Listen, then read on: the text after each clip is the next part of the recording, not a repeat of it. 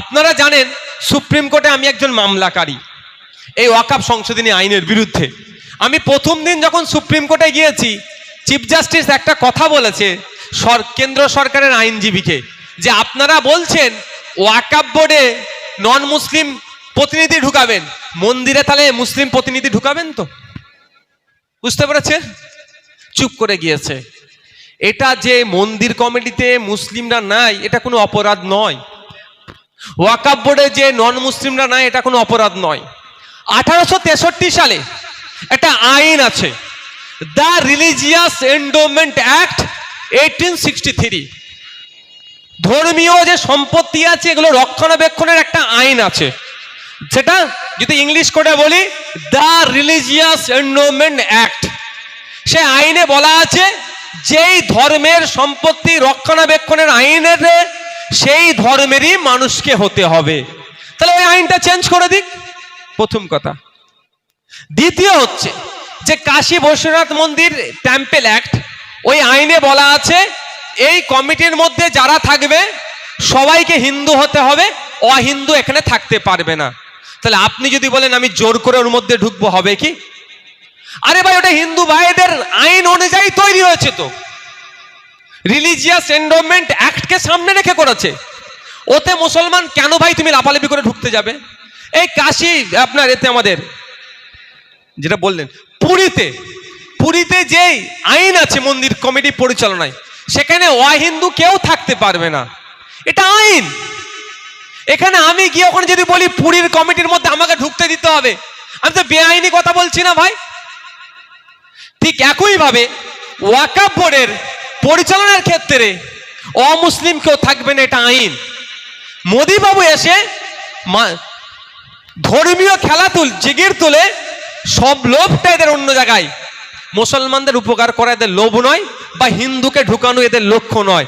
এদের লক্ষ্য হচ্ছে ভালো ভালো ওয়াকফ সম্পত্তিগুলোকে দখল নেব, নিয়ে কি করবে? গরিব হিন্দুকে দেবে ঘোড়ার ডিম, গরিব মুসলমানকে দেবে ঘোড়ার ডিম, দেবে কাকে? আদানি আম্বানিদের মতো শিল্পপতিদেরকে। এই শিল্পপতিদের জন্য দেশের নিরাপত্তা ব্যবস্থাকে ওরা জলঞ্জিত করেছে। কেমন আইন ছিল? বর্ডার থেকে 10 কিলোমিটার কোনো বাণিজ্যিক সেট করা যাবে না। দেশের আইন ছিল বর্ডার থেকে 10 কিলোমিটার কোনো ব্যবসার ক্ষেত্রে, ওই বড় ব্যবসার ক্ষেত্রে ব্যবহার করা যাবে না। মোদি আসার পরে, বিজেপি আসার পরে ওর বন্ধুদেরকে সহযোগিতা করার জন্য সেই আইনটা 9 কিলোমিটার কমিয়ে দিয়ে বর্ডার থেকে 1 কিলোমিটারের মধ্যে কোনো বাণিজ্যিক কাজ করা যাবে না বলে উল্লেখ করেছে। মানে বুঝতে পেরেছেন কাদের জন্য? তাহলে 9 কিলোমিটার কমিয়ে দিল। কেন 10 কিলোমিটার করা ছিল? ওই জায়গাতে যখন বাণিজ্যিক পারপাসে হবে, স্বাভাবিক লোক যাতায়াত করবে, বেশি লোক গ্যাদারিং হবে, আমাদের ফোর্সদের তত নজরে রাখা কঠিন হবে। সেজন্য 10 কিলোমিটার পর্যন্ত কেউ করতে পারবে না। মোদিজি এসে তার বন্ধুদের জন্য 9 কিলোমিটার তুলে দিয়ে 1 কিলোমিটার মাত্র করেছে। বুঝতে পারছেন কি বলছি? ঠিক একইভাবে ওয়াকফ সম্পত্তির উপরে আজকে নজর পড়েছে মোদিজির, ওর বন্ধুদেরকে দিতে হবে, ওই জন্য আইন টাইন করে সম্পত্তিগুলো তুলে দিতে চাইছে।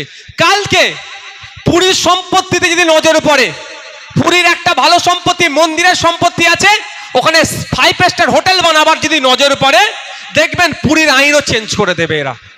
কালকে উত্তরপ্রদেশ কাশী বৈশ্বনাথ মন্দিরের জায়গাতে যদি 5 স্টার বা কোনো ব্যবসা করার নজর পড়ে ব্যবসায়ীর, হয়তো এরা আইন চেঞ্জ করে দেবে।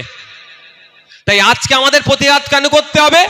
যাতে আগামীকাল কোন মন্দিরের সম্পত্তিতে না এরা চোখ তুলে তাকায়, কোন গির্জার সম্পত্তিতে না চোখ তুলে তাকায়, কোন পার্সি ভাইদের ধর্মীয় সম্পত্তিতে চোখ তুলে না দেখায়, কোন শিখে ভাইদের গুরুদুয়ারা সম্পত্তিতে না চোখ তুলে দেখায়। তার বিরোধিতা করার জন্য আমাদেরকে এই সংশোধনীর বিরোধিতা করতে হবে। ভাই অনেক কটা বিরোধিতা আছে, কারণ সেই প্রসঙ্গে যাচ্ছি না। আর একটা ভুল সমাজে যে বার্তা ছড়াচ্ছে সেটা বলে শেষ করব। বার্তাটা কি ছড়াচ্ছে দেখি না, বার্তাটা কি ছড়াচ্ছে? ওয়াকফ বোর্ড নাকি যেখানে হাত দেবে সেটাই ওয়াকফ হয়ে যাবে, এটা বলছে তো ভাই। স্বাভাবিকভাবে এটা দেখিয়ে কি বলছে বিজেপি, আর আমার হিন্দু ভাইদেরকে বেশি ভয় দেখাচ্ছে দেখিয়ে কি বলছে, ওই মন্দিরে হাত দিলে মন্দিরটা ওয়াকাফ হয়ে যাবে, তোর বাড়িতে হাত দিলে বাড়িটা ওয়াকাফ হয়ে যাবে, তোর মানে শ্মশানে হাত দিলে শ্মশানটা ওয়াকাফ হয়ে যাবে, এই বলে ভয় খাইয়ে দিচ্ছে। আর আবার সহজ সরল সাদাসিধে আমার হিন্দু ভাইরা ওই কথাই বিশ্বাস করে নিচ্ছে। ওই তারপরে কি বলছে যে ওয়াকাফ বোর্ড তাহলে তুলে দেওয়া দরকার, তাই তো? কিন্তু আপনাদের মনে হয় এই ধরনের কোনো আইন আছে? দেশের সরকার, এ বোর্ড বাদ দিন, ভারত সরকার যদি মনে করে যে আপনার জায়গাটাতে এসে বলবে এটা আমার, দিয়ে দাও, তাও পারবে না। এটা মাথায় রাখুন। যখন রেল লাইন নিয়ে যায়, যখন হাইওয়ে নিয়ে যায়, দেশের সরকার কি বলে, আপনার কাছে নোটিশ পাঠায় না যে এই জায়গাতে আমরা উন্নয়ন করতে চাইছি, এর পরিবর্তে আপনাকে ক্ষতিপূরণ দিচ্ছি, এই জায়গাটা আমাকে ছেড়ে দিন। আপনি না ছেড়ে দিলে কিছু করতে পারবে না, মামলা হবে কোর্টে, কোর্ট তখন ডিসিশন দেয়। কিন্তু তার আগে আপনার জায়গাটা এসে দেশের সরকার দখল করতে পারবে? সরকারের কথা বলছি, অন্যজনের কথা বাদ দিন। বোর্ড তো একটা ছোট্ট ক্ষমতা, সরকারের মানে পুরো ক্ষমতা, পারে? এই রেল লাইন জয়, রেল লাইন হওয়া ভালো তো। এই আমাদের এটা যদিও এটা কি, এটা কোন বিধানসভা? এটা লোকসভা হচ্ছে জয়নগর লোকসভা। জয়নগর এই ভাঙড়ের বিধানসভার উপর দিয়ে রেল লাইন হওয়ার কথা ছিল, এখনো কিন্তু হয়নি। হ্যাঁ, ভাঙড়ের উপর দিয়ে ঘুটিয়ারি শরীফ হয়ে ভাঙড় হয়ে একটা রেল লাইন হওয়ার কথা ছিল, এখনো কোনো প্রস্তাবই আর বিধানসভায় তুলেনি। অনেক দিনের এটা পরিকল্পনা। যাক, যদি এখানে রেল হয়, তা রেল এসে কি রাতারাতি পাত বিছিয়ে চলে যাবে? পারবে? পারবে? আমার জায়গার উপর নিয়ে যেতে পারবে? পারবে না। কি করতে হবে? আমাকে নোটিশ করবে, আমাকে বলবে যে আপনার এই আমরা এই জায়গা থেকে রেল নিয়ে যেতে চাই, আপনার জায়গাটা পড়েছে, আপনি আমাকে জায়গাটা দিন, তার পরিবর্তে এত ক্ষতিপূরণ দেবো। এটা সিস্টেম। যদি সরকার না পারে কারো জায়গা কেড়ে নিতে, ওয়াকফ বোর্ডের ক্ষমতা আছে নেওয়ার। এটা সম্পূর্ণ ওয়াকফ বোর্ড সম্পর্কে বিজেপির মিথ্যাচার। আর এই মিথ্যাচার যখন আমরা ধরে ধরে এই রাজ্যে বলে দিচ্ছি, তখনই শওকত বাবুদের রাগ হয়ে যাচ্ছে। আরে বলছি অমিত শাহর বিরুদ্ধে, বলছি শুভেন্দুর বিরুদ্ধে, বলছি মোদির বিরুদ্ধে, আমাদের শওকতদার বুকটা চিনচিন কেন করছে বুঝতে পারছি না আমরা। ভাই বলেন, এর বুক চিনচিন করছে কেন? এটা বুঝতে হবে। রাতে ফেস টাইমে কল হয়ে যাচ্ছে, ফেস টাইমে কল হয়ে যাচ্ছে যে আমি যতই কয়লা চুরি করি না কেন, তুমি চিৎকার করো, আমাকে না পুলিশ দেই, সিবিআই ইডি না ধরে নেই। ক্যানিং থেকে ফোন যেতে পারে মেদিনীপুরে, 24 পরগনা থেকে ফোন যেতেই পারে মেদিনীপুরে। বাকি কি সেটিং আছে বলতে পারবো না, বুঝতে পারছেন? দেখ, ফিরে আসি। এবার বলুন, তাহলে ওয়াকফ বোর্ডের ক্ষমতা আছে আপনার জায়গায় ঝান্ডা লাগিয়ে বলে দেবে ওয়াকফ সম্পত্তি? সম্পূর্ণ মিথ্যা কথা। ওয়াকফ বোর্ডের যদি ক্ষমতা থাকতো, ওয়াকফ বোর্ড তাহলে আর কোর্টকে গিয়ে বলতো ওটা আমার জায়গা, আমি পাচ্ছি না। ওয়াকফ বোর্ড নিজে মামলা করছে। যদি এর এত ক্ষমতা থাকতো, ওটা কেড়ে নেবে, ওটা আর পাবেন না আপনার জায়গায়। ওয়াকফ বোর্ড যদি ঝান্ডা লাগিয়ে দেয়, তাহলে ওয়াকফ বোর্ড বলতে পারতো কোর্টকে, কোর্টে গিয়ে কাঁদছে ওয়াকফ বোর্ড, কোর্টে গিয়ে প্রেয়ার করছে, কোর্টে গিয়ে আর্গুমেন্ট করছে যে মাই লর্ড, ওই জায়গাটা আমার, ওয়াকফ বোর্ডের জায়গা, পাচ্ছি না, ওটা যাতে উদ্ধার করতে পারি তুমি অর্ডার করো। আর সেই ওয়াকফ বোর্ড নাকি অন্য জায়গায় যে নিয়ে নেবে বলছে।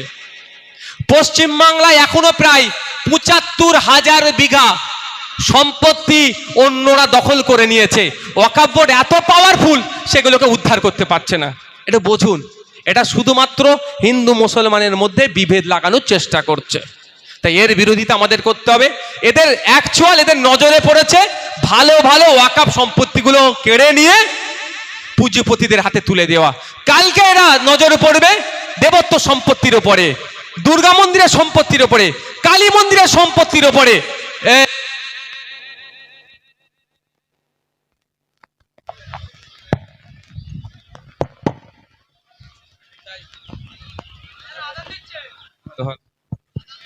হ্যালো, আজকে এই বক্তব্য এখানে সমাপ্ত হলো।